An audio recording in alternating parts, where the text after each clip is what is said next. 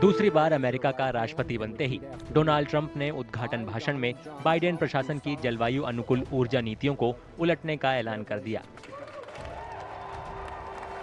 अपने दूसरे कार्यकाल के पहले दिन उन्होंने एक दशक में दूसरी बार पेरिस समझौते से दुनिया के सबसे बड़े ग्रीन हाउस गैसों के उत्सर्जक अमेरिका को वापस लेने वाले एक कार्यकारी आदेश पर हस्ताक्षर कर दिए।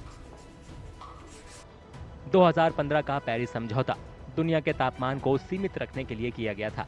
इसमें ईरान, लीबिया और यमन को छोड़कर दुनिया के लगभग सभी देश शामिल हैं। अमेरिका के बाहर निकलने से पेरिस समझौते से बाहर कुल 4 देश हो गए हैं। पेरिस समझौते का उद्देश्य दुनिया में ग्रीन हाउस गैस उत्सर्जन को कम करना है। Look, his reasoning is very clear. He thinks that the United States would be paying out more in terms of its global collaboration than what it would gain. This is exactly what he said even in 2016. And he believes that the United States is a country which has no global obligations of this kind and no responsibility for historic emissions, etc. And so, therefore, he says, well, we'll do what we have to do, you do what you have to do. That's his standard approach. Drilling in all these places is, in my opinion, straight away guided by pecuniary interests, and of course the fact that it will lower prices of oil that could help curb inflation in the United States. अमेरिकी राष्ट्रपति का नया फैसला 2017 जैसा ही है, लेकिन इस बार इसका और ज्यादा गहरा असर पड़ सकता है। पहले जब अमेरिका पेरिस समझौते से बाहर हुआ था, तब राष्ट्रपति चुनाव होने ही वाले थे। जैसे ही बाइडेन राष्ट्रपति बने, उन्होंने ट्रंप का फैसला पलट दिया और अमेरिका पेरिस समझौते में शामिल हो गया था। जैसे जैसे जलवायु परिवर्तन तेजी से हो रहा है, एक्सपर्ट्स का कहना है कि अमेरिका के फैसले का असर पर्यावरण और अंतर्राष्ट्रीय संबंधों दोनों के लिए महत्वपूर्ण और दूरगामी परिणाम लाएगा।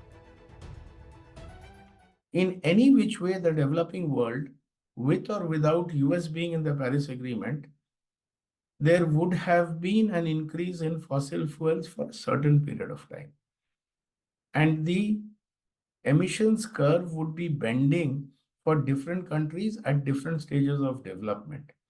How much will that pathway shift just because US will get into extracting more fossil fuels? It's actually difficult to say because, even oil, it is also a sort of a cartel by countries at the end of the day. So it is not that, it depends on where the demand is coming from. So if you see the consumer moving away to EVs, to renewable energy, US might just left with extracting fossil fuels and not finding a market for it. जलवायु परिवर्तन से निपटने के लिए देशों को एकजुट करने में पेरिस समझौता महत्वपूर्ण भूमिका निभाता है।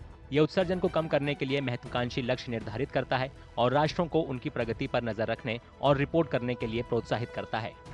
ट्रंप की वापसी से पर्यावरणीय प्रभाव के बारे में चिंताएं बढ़ गई हैं। इससे संभावित रूप से वार्मिंग और बिगड़ते जलवायु संकट को सीमित करने के वैश्विक प्रयासों में बाधा आ रही है। 2017 में जब अमेरिका बाहर हुआ था, तो उसके बाद ज्यादा उत्सर्जन हुआ था और अंतर्राष्ट्रीय जलवायु पर भी इसका असर पड़ा था।